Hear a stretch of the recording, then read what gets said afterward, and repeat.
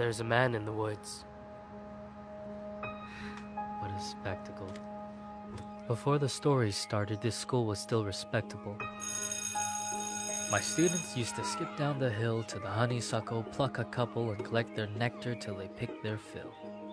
Except one obnoxious kid, Sid, who just watched them eat the flowers while he seethed and scowled because he couldn't bear to share his sweet treats throughout our recess hour. I remember Sid saying, "There's a man in the woods." That's how the rumors began. Of course, Sid had spotted him first. The poor kids. He got him immersed in his spiel about a serial killer whose gun barrel glint hints at peril, a visit to the nurse, or worse, a hearse, waiting just beyond the dale. The children saw him everywhere. "Look, over there!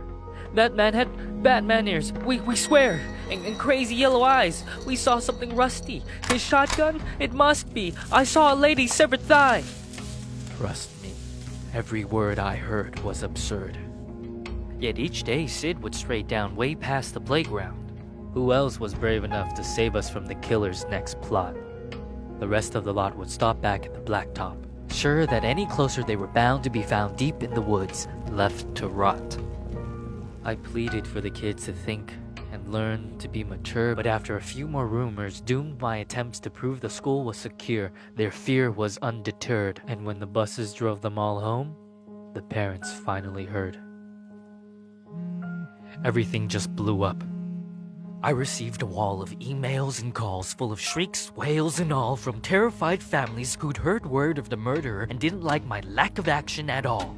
What was I supposed to do? Comb the whole forest? Yeah, right. Would you?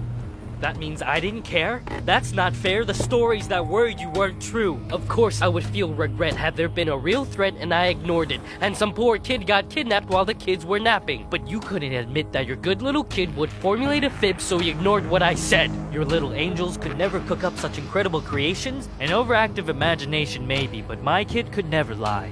How dare I? Accuse a child of being dishonest? Just monstrous.